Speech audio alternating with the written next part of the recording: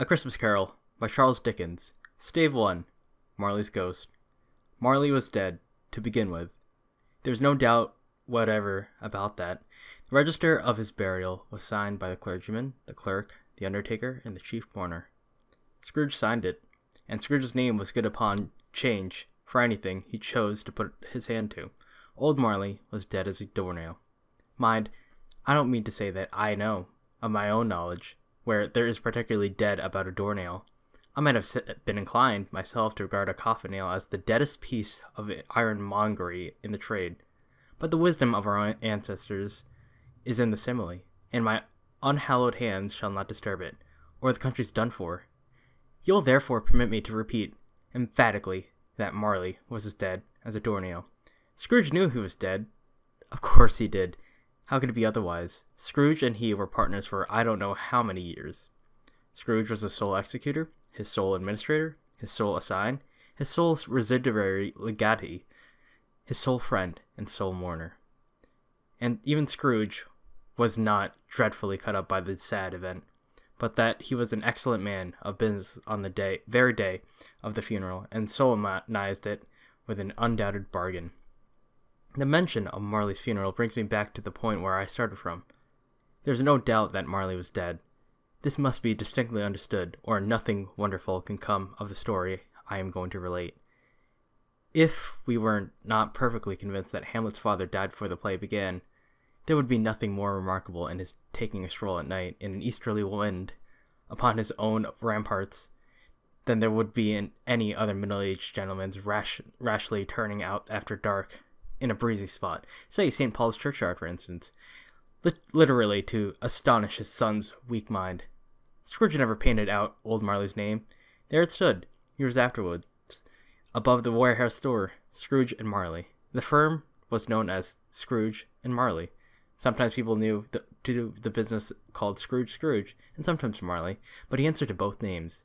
It was all the same to him. Oh, but he was a tight-fisted hand at the grindstone. Scrooge! Squeezing, wrenching, grasping, scraping, clutching, covetous, old sinner.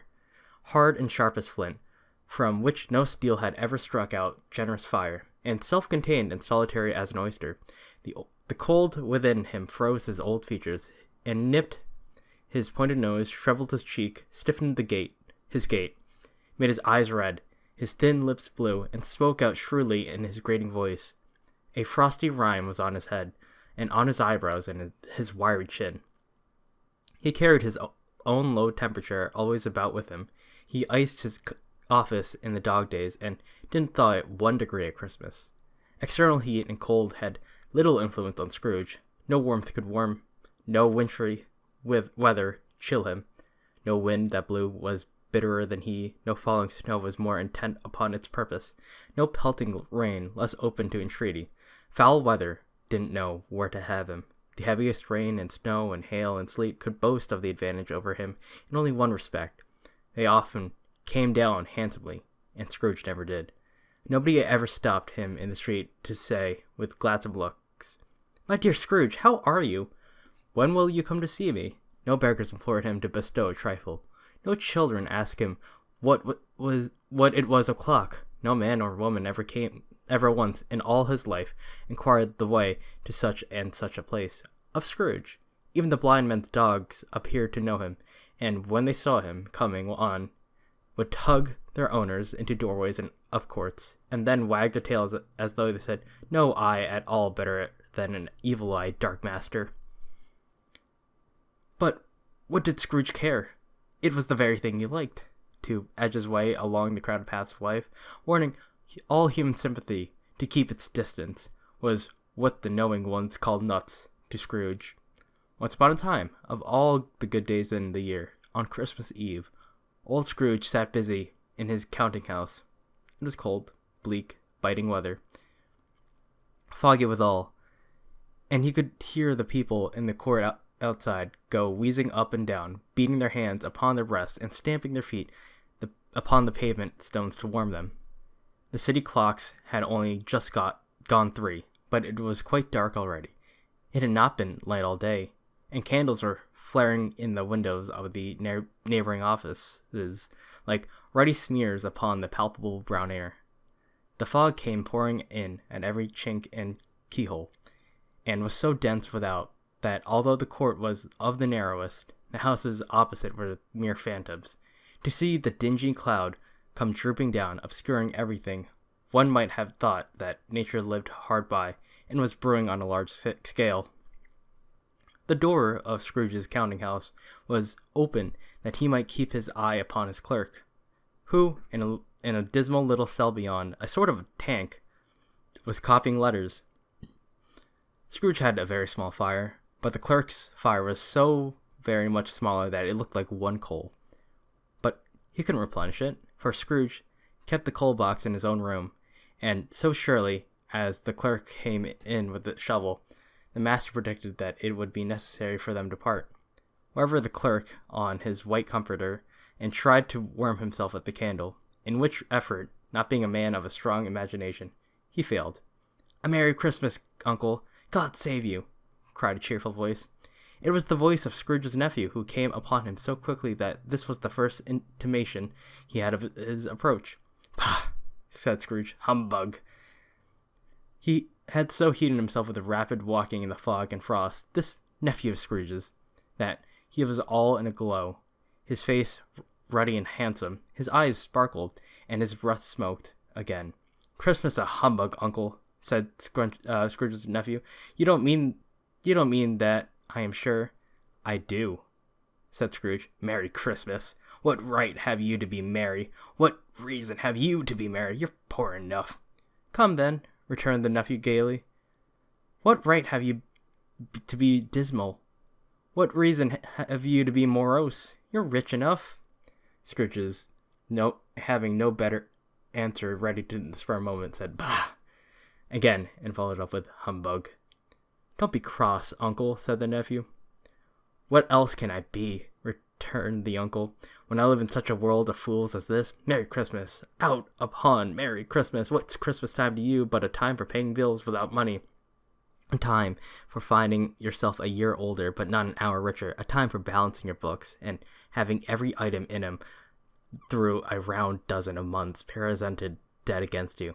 If I could work my will," said Scrooge indignantly, "every idiot who goes about with 'Merry Christmas' on his lips should be boiled with his own pudding and buried with a stake of holly through his heart. He should." "Uncle."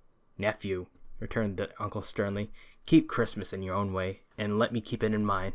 "Keep it," repeated Scrooge's nephew, "but you don't keep it." "Let me leave it alone, then," said Scrooge. "Much good may it do you. Much good it has ever done you." "There are many times from which I might have derived good, by which I have not profited, I dare say," returned the nephew.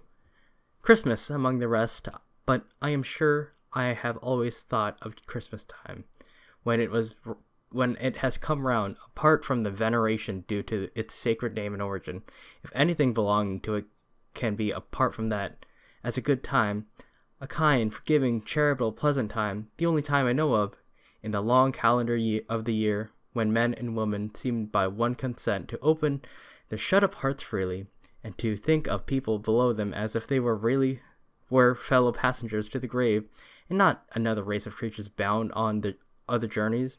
And therefore, Uncle, though it has never put a scrap of gold or silver in my pocket, I believe that it has done me good, and it will do me good, and I say, God bless it." The clerk in the tank involuntarily applauded, becoming immediately sensible of the impropriety. He poked the fire and extinguished the last frail spark forever. "Let me hear another sound from you," said Scrooge, "and you'll keep your Christmas by losing your situation. You're a quite powerful speaker, sir," he added, turning to his nephew. "I wonder you don't go into Parliament. Don't be angry, Uncle. Come, dine with us tomorrow." Scrooge said that he would see him. Yes, indeed, he did. He went the whole length of the expression, and said that he would see him in that extremity first. "But why?" cried Scrooge's uncle. "Why?" "Why did you get married?" said Uncle. "Because I fell in love." "Because you fell in love," growled Scrooge, as if that were the only thing in the world more ridiculous than a Merry Christmas. "Good afternoon. Nay, Uncle, but you never You never came to see me before that happened. Why give it as a reason for not coming now? Good afternoon, said Scrooge. I want nothing from you. I ask nothing of you. Why cannot we be friends? Good afternoon, said Scrooge. I am sorry with all my heart to find you so resolute. We have never had any quarrel, to which I have been a party, but I have made a trial in homage to Christmas, and I'll keep my Christmas humor to the last. So, Merry Christmas, Uncle. Good afternoon, said Scrooge, and a Happy New Year. Good afternoon, said Scrooge. His nephew left the room without an angry word, notwithstanding. He stood in the outer door to bestow the greetings of the season on the clerk, who, cold as he was warmer than Scrooge, for he returned them cordially. There's another fellow, muttered Scrooge, who overheard him. My clerk, with 15 shillings a week, and a wife and a family, talking about a Merry Christmas. I'll retire to Bedlam. This lunatic, in letting Scrooge's nephew out, had let 2 other people in. They were portly gentlemen, pleasant to behold, and now stood, with their hats off, in Scrooge's office. They had books and papers in their hands, and bowed to him. Scrooge and Marley's, I believe, said one of the gentlemen, referring to his list. Have I the pleasure of addressing Mr. Scrooge, or Mr. Marley? Mr. Marley has been dead these 7 years, Scrooge replied. He died 7 years ago, this very night. We have no doubts of his liberality is well represented by his surviving partner, said the gentleman, presenting his credentials. It certainly was, for they had been 2 kindred spirits. At the ominous word liberality, Scrooge frowned and shook his head, and handed the credentials back. At this festive season of the year, Mr. Scrooge, said the gentleman, taking up a pen, it is more than usually desirable that we should make some slight provision for the poor and the destitute, who suffer greatly at the present time. Many thousands are in want of some common necessaries. Hundreds of thousands are in want of common comfort, sir. Are there no prisons? Asked Scrooge. Plenty of prisons, said the gentleman, laying down the pen again. And the union workhouses? Demanded Scrooge. Are they still in operation? They are, still, returned the gentleman. I wish I could say they were not. The treadmill and the poor law are in full vigor, then, said Scrooge. Both very busy, sir. Oh, I was afraid, from what you said at first, that something had occurred to stop them in their useful course, said Scrooge. I'm very glad to hear it. Under the impression that they were scarcely furnish Christian cheer of mind or body to the multitude, returned the gentleman. A few of us are endeavoring to raise a fund to buy the poor some meat and drink, and means of warmth. We choose this time because it is a time of all others when want is keenly felt, and abundance rejoices. What shall I put you down for? Nothing, Scrooge replied.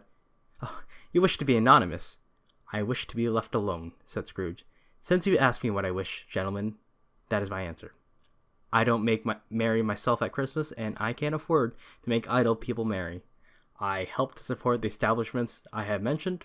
They cost enough, and those who are badly off must go there.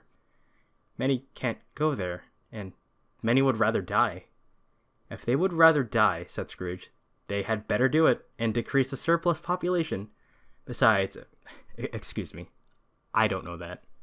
But you might know it, observed the gentleman. It's not my business, Scrooge returned. It's enough for a man to understand his own business and not interfere with other people's. Mine occupies me constantly. Good afternoon, gentlemen. Seeing clearly that it would be useless to pursue their point, the gentleman withdrew. Scrooge resumed his labors with an improved opinion of himself, and in a more facetious temper than was usual with him. Meanwhile, the fog and darkness thickened so that people ran about with flaring lamps, proffering their service to go before horses and carriages and conduct them on their way. The ancient tower of a church, whose gruff old bell was always peeping slyly down at Scrooge out of a Gothic window in the hall, became invisible, and struck the hours and quarters in the clouds with tremulous vibrations afterwards, as if its teeth were chattering in its frozen head up there. The cold became intense. In the main street at the corner of the court, some laborers were repairing the gas pipes, and had lighted a great fire in the brazier, round which a party of ragged men and boys were gathered, warming their hands and winking their eyes before the blaze in rapture. The water plug Ben's left in solitude, its overflowing suddenly congealed and turned to misanthropic ice. The brightness of the shops where holly sprigs and berries crackled in the lamp of the windows made pale faces ruddy as they passed. Poulterers and grocers' trades became a splendid joke, a glorious pageant, with which it was next to impossible to believe that such dull principles as bargain and sale had anything to do. The Lord Mayor, in the stronghold of the mighty mansion house, gave orders to his 50 cooks and butlers to keep Christmas as a Lord Mayor's household should, and even the little tailor, whom he had fined 5 shillings on the previous Monday for being drunk and bloodthirsty in the streets, stirred up tomorrow's pudding in his garret, while his lean wife and the babies sallied out to buy the beef. Foggier yet, and colder, piercing, searching, biting cold. If the good St. Dunstan had but nipped the evil spirit's nose with a touch of such weather as that, instead of using his familiar weapons, then indeed he would have roared to lusty purpose. The owner of one scant young nose, gnawed and mumbled by the hungry cold as bones are gnawed by dogs, stooped down at Scrooge's keyhole to regale him with a Christmas carol. But at first the sound of "God bless you, merry gentle May, nothing you dismay," Scrooge seized the ruler with such energy of action that the singer fled in terror, leaving the keyhole to the fog and even more congeal frost. At the length the hour of shutting up the counting house arrived. With an ill will, Scrooge dismounted from his stool and tacitly admitted to the fact that the expectant clerk in the tank, who instantly snuffed his candle out and put on his hat. You'll want all day tomorrow, I suppose," said Scrooge. "If quite convenient, sir." "It's not convenient," said Scrooge, "and it's not fair. If I were to stop 1/2 crown for it, you'd think yourself ill-used, I'll be bound." The clerk smiled faintly. "And yet," said Scrooge, "you don't think me ill-used when I pay a day's wages for no work." The clerk observed that it was only once a year. "A poor excuse for picking a man's pocket every 25th of December," said Scrooge, buttoning his great coat to the chin. "But I suppose you must have the whole day, be here all the earlier next morning." The clerk promised that he would, and Scrooge walked out with a growl. The office was closed in a twinkling, and the clerk, with the long ends of his white comforter dangled below his waist, for he boasted no greatcoat, went down a slide on Cornhill, at the end of the Lane of Boys, 20 times in honor of its being Christmas Eve, and then ran home to Camden Town as hard as he could pelt to play a blind man's buff. Scrooge took his melancholy dinner in his usual melancholy tavern, and having read all the newspapers and beguiled the rest of the evening with his banker's book, went home to bed. He lived in chambers which had once belonged to his deceased partner. They were a gloomy suite of rooms and a lowering pile of building up a yard, where it had so little business to be that one could scarcely help fancying it must have run there when it was a young house, playing at hide-and-seek with the others and forgotten the way out again. It was old enough now, and dreary enough, for nobody lived in it but Scrooge, the other rooms being all let out as offices. The yard was so dark that even Scrooge, who knew its every stone, was fain to grope with his hands. The fog and frost so hung about the black old gateway of the house that it seemed as if the genius of the weather sat in mournful meditation on the threshold. Now it is a fact that there was nothing at all particular about the knocker on the door, except that it was very large. It is also a fact that Scrooge had seen it, night and morning, during his whole residence in that place. Also, that Scrooge had as little of what is called fancy about him as any man in the city of London, even including, which is a bold word, the corporation, aldermen, in livery. And also be borne in mind that Scrooge had not bestowed one thought on Marley since his last mention of his 7 years dead partner that afternoon. And then, let any man explain to me, if he can, how it happened that Scrooge, having his key in the lock of the door, saw in the knocker, without its undergoing any intermediate process of change, not a knocker, but Marley's face. Marley's face. It was not impenetrable shadow as the other objects in the yard were, but it had a dismal light about it, like a bad lobster in a dark cellar. It was not angry or ferocious, but looked at Scrooge as Marley used to look, with ghostly spectacles turned up on its ghostly forehead. The hair was curiously stirred, as if by breath or hot air, and, though the eyes were wide open, they were perfectly motionless. That, and its livid color, made it horrible, but its horror seemed to be in spite of the face and beyond its control, rather than a part of its own expression. As Scrooge looked fixedly at this phenomenon, it was a knocker again. To say that he was not startled, or that his blood was not conscious of a terrible sensation to which it had been a stranger from infancy, would be untrue. But he put his hand upon the key he had relinquished, turned it sturdily, walked in, and lighted his candle. He did pause with a moment's irresolution, but before he shut the door, and he did look cautiously behind it first, as if he half expected it to be terrified with the sight of Marley's pigtails sticking out into the hall. But there was nothing on the back of the door except the screws and nuts that held the knockers on. So he said, "Puh, puh," and closed it with a bang. A sound resounded through the house like thunder. Every room above and every cask in the wine merchant's cellars below appeared to have a separate peal of echoes of its own. Scrooge was not a man to be frightened by echoes. He fastened the door and walked across the hall and up the stairs, slowly too, trimming his candle as he went. You may talk vaguely about driving a coach and six up a good old flight of stairs, or through a bad young Act of Parliament, but I mean to say you might have got a hearse up that staircase, and taken broadways, with a splinter bar towards the wall and the door towards the balustrades, and done it easy. There was plenty of width for that, and room to spare, which is perhaps the reason why Scrooge thought he saw a locomotive hearse going on before him in the gloom.